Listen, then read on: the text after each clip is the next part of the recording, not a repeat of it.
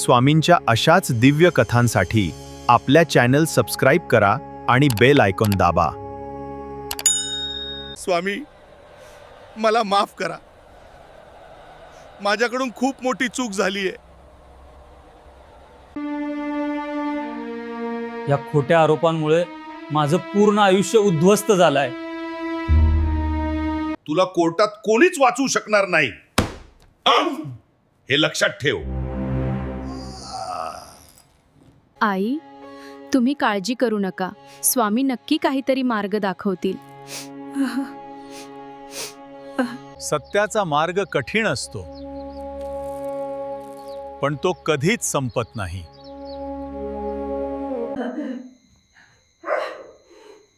आजपासून या घरात देवाची कोणतीही पूजा होणार नाही, हे लक्षात ठेव. माणसाचा राग त्याला अंध करतो, सत्याचा मार्ग कधीच नाही. विशालची नोकरी आणि घर दोन्ही मला मातीत मिळायला हवीत.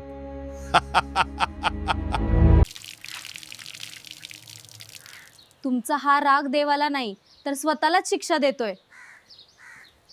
अन्यायाचा पाया कितीही भक्कम असला तरी तो टिकत नाही. विशाल, तुला आत्ताच्या आत्ता हे घर खाली करावं लागल.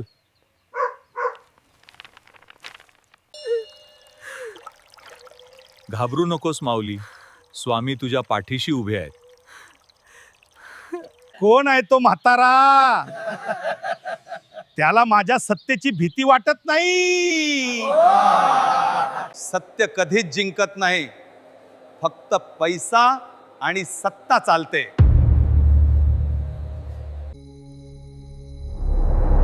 मी आलो आहे. आता न्यायाला सुरुवात होईल. दिवा विझवून तू फक्त बाहेरचा अंधार केलास, पण आतला नाही.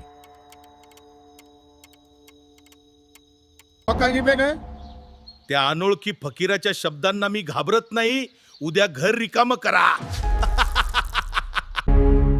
हा म्हातारा कोण आहे? त्याच्याकडे बघून पाय का थरथरत आहेत? आई, त्यांच्या शब्दांत मला पुन्हा एकदा जगण्याची आशा दिसते. लक्षात ठेव, सत्याला दडपणारे स्वतःच त्या ओझ्याखाली गाडले जातात. सरपंच, त्या म्हाताऱ्याच्या डोळ्यात बघायची माझी हिंमत झाली नाही. वादळ येण्यापूर्वीची ही शांतता आहे. मनाला स्थिर ठेव. उद्या सूर्य उगवण्यापूर्वी ते घर रिकामं झालं पाहिजे. कसंही करा. राधा, मला वाटतंय की साक्षात स्वामीच आपल्या मदतीला आलेत. वेळ आली आहे. कर्माचा हिशोब आता चुकता होईल. विशाल, कागदावरच्या सह्या खोट्या ठरवता येतात, पण नशिबावरच्या नाही. वेळ संपत चाललीये. मेलो तरी चालेल, पण माझ्या घराला कुणी हात लावायचा नाही. थांब. ज्याचा आधार देव आहे त्याला संपवणारी शक्ती अजून जन्मलेली नाही. कोण आहात तुम्ही? तुमचे डोळे मला सहन होत नाहीत. काय नाटक लावलंय हे? माझ्या आड येणारा अजून जन्माला यायचा आहे. कोणत्या जीवावर तू मला आव्हान देतोयस? हे गाव माझं आहे. सत्ता येते आणि जाते, पण कर्माचा हिशोब कायम राहतो. सरपंच, सरपंच, बघा, हे सगळं अजब घडतंय. पळा इथून. राधा,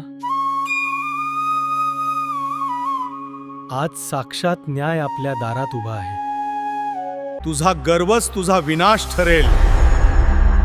आता तुझ्या कर्माचं फळ बघ. सरपंच, ती मूळ फाईल सापडलीये. आता आपल्याला कोणीच वाचू शकत नाही. सत्याचा प्रकाश कधीच लपत नाही. तो स्वतःचा मार्ग शोधतोच. विशाल, तुझ्यावरचे सगळे आरोप खोटे निघाले आहेत. मी तुझी माफी मागतो. हे शक्य नाही. हा म्हातारा नक्की कोणती जादू करतोय. हे जादू नाही, हे तुझ्याच पापांचे फळ आहे. स्वामी, मला क्षमा करा. मी तुमच्या अस्तित्वावर शंका घेतली. हे देवा, हे काय होतंय. माझी सर्व शक्ती फोल ठरली. स्वामींच्या चरणीच आता साऱ्या जगाचं सुख आहे.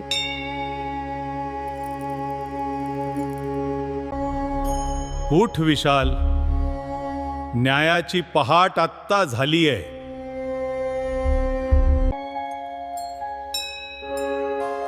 आज खऱ्या अर्थाने या घरात पुन्हा प्रकाश आला आहे. मी फक्त सरपंचांच्या सांगण्यावरून हे केलं. मला सोडा साहेब. सर्व काही संपलं. आता माझ्या शब्दाला काहीच किंमत उरली नाही. सरपंच, आता तुमचं पाप भरलंय. चला पोलीस स्टेशनला. प्रत्येक कर्माचं फळ याच जन्मात भोगावं लागतं, हे विसरू नका.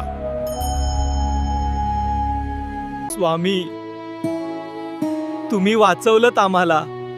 तुम्हीच आमचे रक्षण करते. मी खूप मोठं पाप केलं. मला आता कधीच क्षमा मिळणार नाही. विशाल, तुझ्यावरील अन्यायाचा शेवट आज खऱ्या अर्थाने झालाय. स्वामी, तुमच्यामुळेच माझ्या पोराचा संसार आज पुन्हा उभा राहिला. खरी श्रद्धा असेल तर देव कधीच कुणाचा हात सोडत नाही. महाराज, तुम्ही नक्की कोण आहात? मला खरं सांगा. मी सर्वत्र आहे, फक्त डोळे उघडून बघायला शिक. स्वामी, तुम्हीच माझे तारणहार आहात.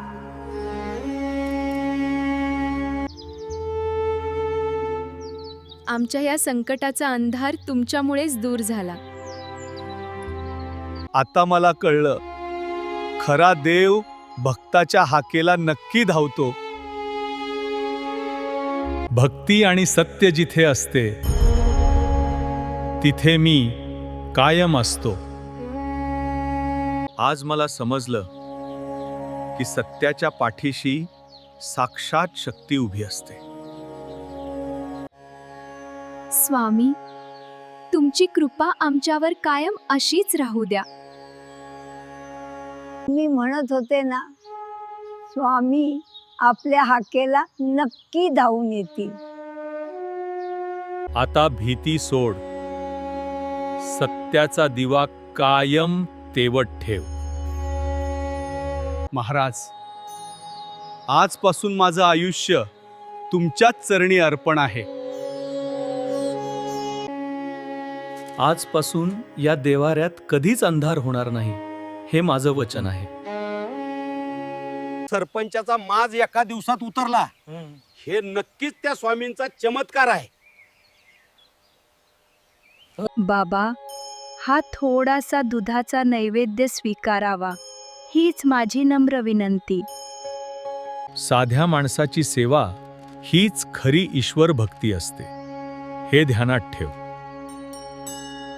संकटात डगमगू नका, मी सदैव तुमच्या पाठीशी आहे. राधा, आज किती दिवसांनी मन इतकं शांत आणि प्रसन्न वाटतंय. खूप दिवसांनी. काय वाटलं तुला मी हरलो? पुन्हा आलोय मी हिशोब पूर्ण करायला. तुझ्या ह्या जपमाळेने मला जास्त वेळ जेलमध्ये ठेवता आलं नाही म्हातारे. विशाल, हा माणूस पुन्हा काहीतरी मोठं संकट घेऊन आलाय. चला आत. ज्या पापाचा घडा भरला आहे त्याला कोणीही वाचवू शकत नाही. तू कोण आहेस मला शिकवणारा? हे पूर्ण गाव माझ्या शब्दावर चालतं. आता तुमचा अन्याय सहन करणार नाही, कारण स्वामी आमच्या पाठीशी उभे आहेत. काय बघतोयस? उचल ह्या म्हाताऱ्याला आणि फेकून दे घराबाहेर. बघ राधा, स्वामींच्या दर्शनाने ही दुष्ट शक्ती सुद्धा थरथर कापायला लागलीये. तुझ्या अहंकाराचा शेवट आता जवळ आला आहे. कर्माचा हिशोब चुकता होईल.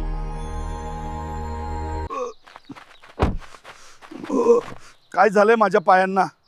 मला पळता काय येत नाहीये. सत्याचा पुरावा जमिनीखाली गाडला तरी तो कायमचा लपून राहत नाही. सरपंच, आता तुमचा खेळ संपलाय.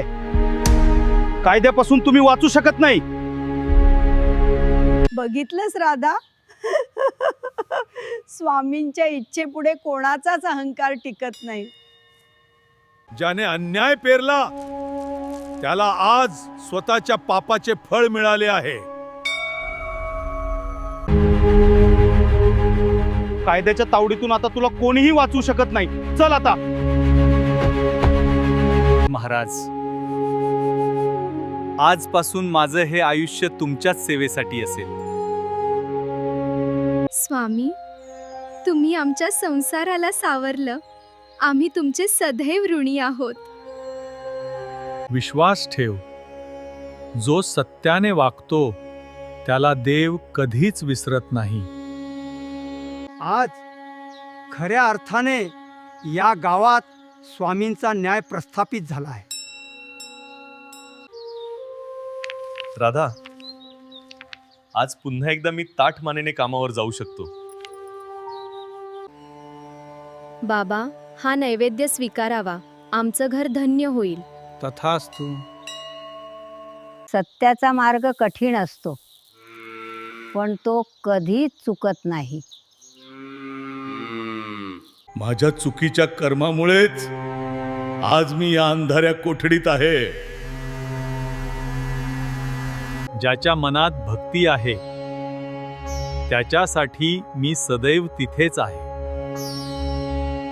सत्य कधी ना कधी जगासमोर येतच, हे आज पुन्हा सिद्ध झालं.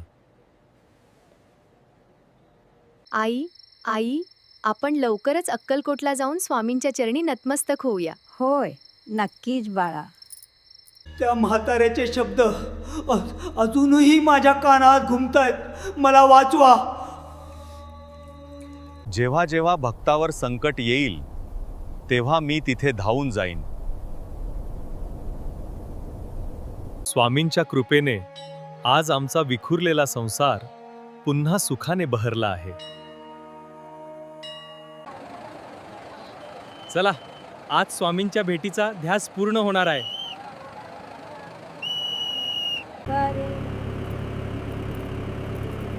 आजकालच्या युगात हे काय म्हातारे, कशाला उगाच वेळ फुकट घालवता.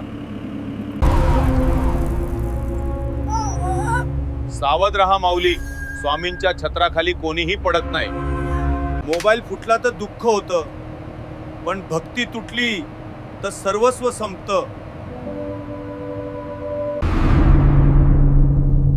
ते साधे प्रवासी नव्हते आई, ते स्वतः आपल्याला साथ द्यायला आले होते. आपण पोहोचलो. स्वामींच्या दरबारात आता आपल्याला कुणीच अडवू शकत नाही. हा, जास्ती पैसे लागतील इथं राहण्यासाठी, एवढं तर द्यावंच लागेल. पैसे नाही तर शुद्ध भक्ती घेऊन जा. स्वामी तिथेच मिळतील. बाजूला वा. आम्हाला लवकर दर्शन घ्यायचंय, तुमची गर्दी कशाला? गर्दीत देह असतो, पण दर्शन हे फक्त शांत मनातच घडतं. स्वामी, आज तुमच्या चरणाशी येऊन माझ्या जन्माचं सार्थक झालं. कोणता देव माझ्या लेकाचा जीव जातोय आणि देव फक्त बघतोय. ज्याला कोणी नाही त्याचा स्वामी असतो. रडणं थांबव.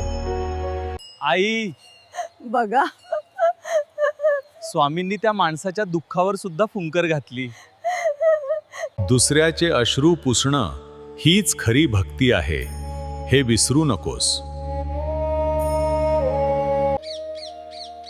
आई, स्वामींच्या शिकवणीने आज माझं मन पूर्णपणे बदललं आहे. राधा, ही तर फक्त सुरुवात आहे. अजून खूप काही बघायचं आहे. ज्याचं मन शुद्ध असतं तिथेच माझा कायमचा मुक्काम असतो. स्वामी, तुमच्या मायेच्या छायेत आता कसलीच भीती उरली नाही. भक्तीचं फळ मिळायला वेळ लागत नाही, फक्त संयम हवा. बाबा, हा स्वामींचा प्रसाद घ्या. भुकेलेल्याला अन्न देणं हीच खरी सेवा आहे. महाराज, मला क्षमा करा. मी माझ्या गर्वात खरं सत्य विसरलो होतो. Rise my son. बघा मुलांनो, आज आपण खऱ्या अर्थाने स्वामींच्या शीतल छायेत आलो आहोत. भिऊ नकोस, मी तुझ्या पाठीशी आहे.